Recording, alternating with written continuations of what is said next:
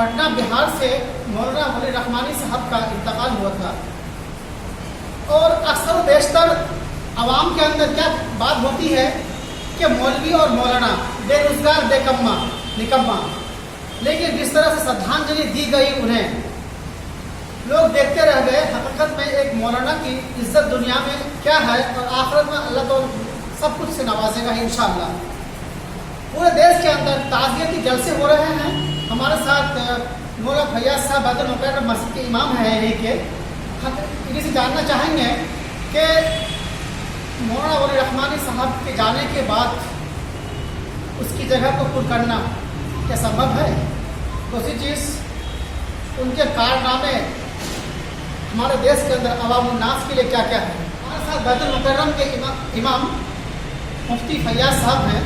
ہم انہیں سے جاننا چاہتے ہیں کہ ولی رحمانی صاحب کے انتقال کے بعد دیش میں جلسے جلوس ہو رہے ہیں، جلوس تو نہیں ہو رہے، جلسے ہو رہے ہیں، لیکن ان کی جگہوں کو پر کرنا کیا سبب ہے اور ان کے کارنامے پورے دیش کے اندر کس طرح کے ہیں؟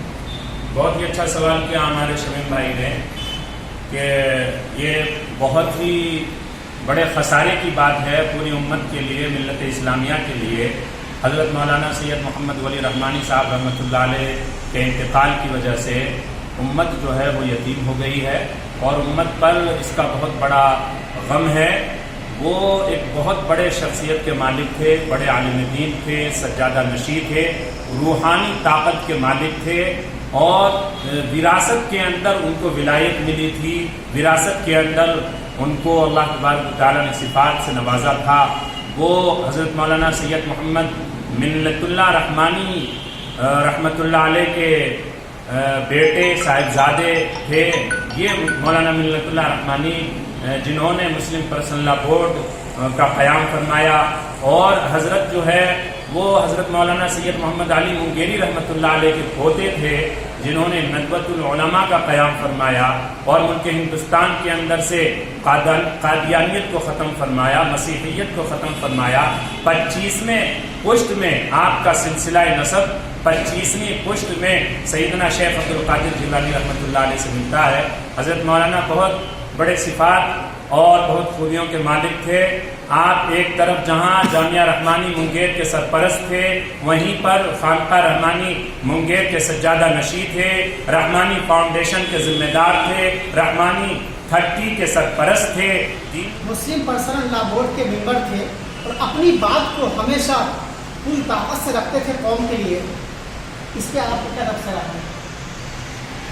حضرت مولانا سید محمد ولی رحمانی صاحب رحمۃ اللہ علیہ یقیناً مسلم پرسنل لا بورڈ کے جنرل سیکریٹری تھے، اور انہوں نے مسلم پرسنل لا بورڈ کو بہت ہی تقویت پہنچائی، اور ان کے زمانے میں مسلم پرسنل لا بورڈ بہت ہی متحرک اور فعال ہوا۔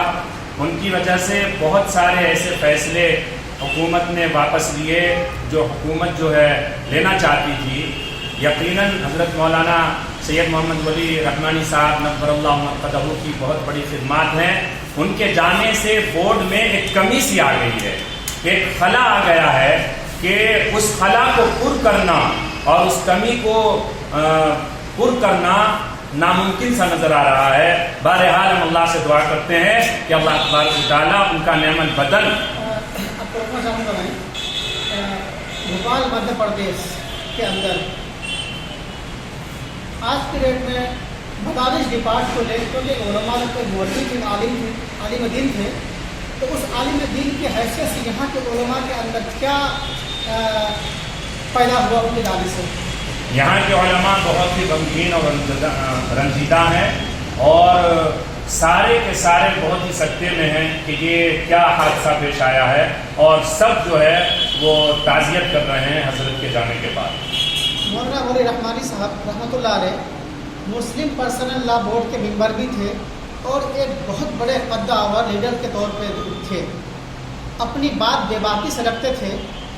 اس کو آپ کا کیا نظریہ ہے؟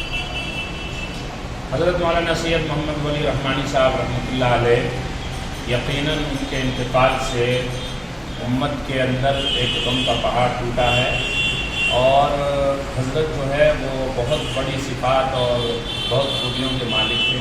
یہ تھے ہمارے ساتھ مولانا فیاض صاحب بیت المکرم مسجد بھوپال کے امام ہیں۔ یقیناً مولانا رحمانی صاحب کے جانے کے بعد پورے امت محمدیہ کے اندر، پورے ہندوستان، پورے بھارت، دنیا کے اندر غم کا ماحول ہے۔